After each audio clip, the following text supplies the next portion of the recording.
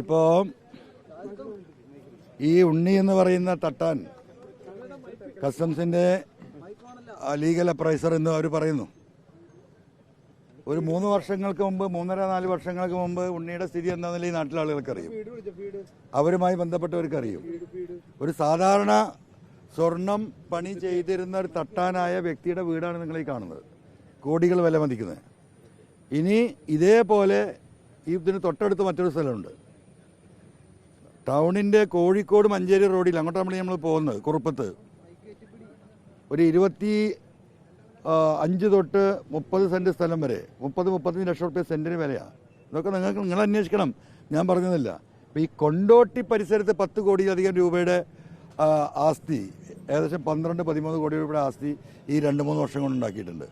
പിന്നെ ബാംഗ്ലൂരിൽ അതുപോലെ തന്നെ ADGP അജിത് കുമാറുമായി ബന്ധപ്പെട്ടിട്ടുള്ള സ്വർണ്ണ ബിസിനസ് ദുബായിൽ നടക്കുന്നുണ്ട്. അതിൻ്റെ വിവരങ്ങൾ വന്നുകൊണ്ടിരിക്കുകയാണ്. ഈ തട്ടാൻ്റെ മകളും മരുമകനാണ് ദുബായിൽ ഇത് നിയന്ത്രിക്കുന്നത്. അപ്പോൾ ഞാൻ കൊടുത്ത പരാതിയിൽ അന്വേഷണം നടത്തുന്ന ഏജൻസികൾ ഈ വീട് ഇതുവരെ കണ്ടിട്ടില്ല. ഇത്ര ചെറിയ വീടാണല്ലോ, നിങ്ങൾ നോക്കൂ, കണ്ടിട്ടേ ഇല്ല. സാധാരണ ഒരു പാവപ്പെട്ട ഒരു അപ്രൈസർ എന്നാണ് ഉദ്യോഗസ്ഥന്മാർ പറഞ്ഞുകൊണ്ടിരിക്കുന്നത്. അപ്പോൾ ഇതൊക്കെ ഒന്ന് ജനങ്ങളെ കാണിക്കുക, എത്രയല്ലേ ഇപ്പോൾ ചെയ്യാൻ പറ്റുള്ളൂ. അപ്പോൾ PV അൻവർ ഈ കള്ളക്കടത്തുകാരുടെ ഏജൻ്റാണ് എന്നാണല്ലോ പറഞ്ഞു വരുന്നത്. അപ്പോൾ നമ്മുടെ സ്വർണ്ണമൊരുക്കി ഓടക്കുഴയിൽ ഊതിയിട്ട് നമ്മളെ ഉമിയൊക്കെ ഇട്ടിട്ട് സ്വർണ്ണം ഒരുക്കുന്നതിൻ്റെ ഏർപ്പാടുണ്ടല്ലോ, നിങ്ങൾക്കൊക്കെ ചിലപ്പോൾ അത് അറിയാറില്ല. അതാണ് തട്ടാമ്പണി എന്ന് പറയുന്നത്. ഇപ്പം മറ്റേ സാധനമൊക്കെ കറണ്ടിൻ്റെ ആ പണി ചെയ്തവൻ്റെ സൗദമാണിത്. നൗഷാദ് എവിടെ പോയി? പോലീസ് ഇയാൾക്കാണോ ഒരുക്കാൻ വേണ്ടി കൊടുക്കുന്നത്? കസ്റ്റംസിന് കൈമാറേണ്ടതല്ലേ യഥാർത്ഥത്തിൽ? അല്ല, അത് നിങ്ങൾ ചോദിക്കുന്നത്, നിങ്ങൾ എന്നോട് ചോദിച്ചിട്ട് എന്താണ്? നിങ്ങൾ ഈ നാട്ടുകാരും ഈ പത്രക്കാരൊക്കെ അല്ലേ? ഞാൻ എത്ര പ്രാവശ്യം പറഞ്ഞു എങ്ങനെയാണ് ഒരുക്കുന്നത്, എന്താ ഒരുക്കുന്നത് ഇപ്പോൾ പറഞ്ഞല്ലേ? നിങ്ങൾ അന്വേഷിക്കേ. കൊണ്ടോട്ടി ഇയാൾക്ക് മാത്രമല്ല, കൊണ്ടോട്ടി അങ്ങാടിയിൽ കുറേ സേട്ടുമാരുണ്ട് സ്വർണ്ണം ഒരുക്കുന്നത്. അവരെത്ര സ്വർണ്ണം ഇറക്കിയിട്ടുണ്ടെന്ന് പോയി നോട്ടെ. ഇതൊക്കെ ഇൻവെസ്റ്റിഗേഷൻ ഏജൻസി അല്ലേ, ഒരു തട്ടാൻ്റെ അടുത്തൊന്നുമല്ല. ഇയാൾ ഔദ്യോഗിക തട്ടാനാണ്, അപ്രൈസറാണ്. അനൗദ്യോഗികമായിട്ട് എത്ര തട്ടാന്മാർ ഈ പറയുന്ന നോർത്ത് ഇന്ത്യയിൽ നിന്ന് വന്നിട്ടുള്ള സ്വർണം ഉരുക്കി വിൽക്കുന്നവർ ഈ കൊണ്ടോട്ടി അങ്ങാടിയിലുണ്ട്. അവിടെയൊക്കെ ഉണ്ട് ഈ സ്വർണം. ഇത് അന്വേഷിക്കാൻ ഞാൻ പിന്നെ എൻ്റെ നെഞ്ചത്ത് കയറിയിട്ട് കാര്യമുണ്ടോ? ഒരു വ്യവസ്ഥ ഉണ്ടോ? നിങ്ങൾ അവരോട് ചോദിക്കുന്നത്. നിങ്ങൾ എന്നോട് വ്യവസ്ഥ ഇല്ല എന്നുള്ള ഞാൻ ആവർത്തിച്ച് പറയുന്നത്. ഒരു വ്യവസ്ഥയില്ല, ഒരു നിയമവും, ഒരു കേസും അന്വേഷിക്കില്ല. ഈ ദുബായിൽ ആരോപണം പറഞ്ഞല്ലോ, വിപുലമായ ആരോപണത്തിന്റെ ബാക്കി പത്രമാണിത്. പാവപ്പെട്ട തട്ടാനാന്ന് പറഞ്ഞാൽ ആ തട്ടാന്റെ വീടാണിത്. നിങ്ങൾ നാട്ടുകാർ ഇവിടെ ഉണ്ടല്ലോ. MLA ഈ ഒരുപാട് വർഷത്തെ ബന്ധമൊന്നുമില്ല, ഈ സുജിത് ദാസ് വന്നതിന് ശേഷമുള്ള ബന്ധമാണ്. ഈ ദുബായിൽ ഒരു ആരോപണം പറഞ്ഞല്ലോ, ദുബായിൽ എന്താണ് ADGP ആയിട്ടുള്ള? ദുബായിക്ക് നിങ്ങളെ കൊണ്ടുപോകണതിന് അല്ല, എന്താണ് ആരോപണം? നിങ്ങൾക്ക് ചിലപ്പോൾ ഒരു ഫ്രീ ട്രിപ്പ് ഉണ്ടാവും ദുബായിക്ക്. കാരണം അവിടുത്തെ കാര്യങ്ങളൊന്നും കാണിച്ചിട്ടുണ്ട്. ബാംഗ്ലൂരിലെ കെട്ടിട സൗധങ്ങൾ അത് 2-3 ദിവസം കൊണ്ട് വിവരം കിട്ടും. 3-4 ദിവസമായിട്ട് അദ്ദേഹത്തിൻ്റെ മകനാണ്, ഈ തൊട്ടാൻ്റെ മകനാണ് കൈകാര്യം ചെയ്യുന്നത്. ഫോണൊന്നും എടുക്കുന്നില്ല, നമ്മളത് തപ്പിക്കൊണ്ടേ ഇരിക്കുകയാണ്. ഇനി അങ്ങോട്ട് MLA പോകുന്നത്? ഇനിയിപ്പോൾ മറ്റൊക്കെ കാണിച്ചിട്ടുണ്ട്, മെയിൻ സാധനം കാണിച്ചിട്ടുണ്ട്. മെയിൻ സാധനങ്ങൾ വേറെ കിടക്കുകയാണ്.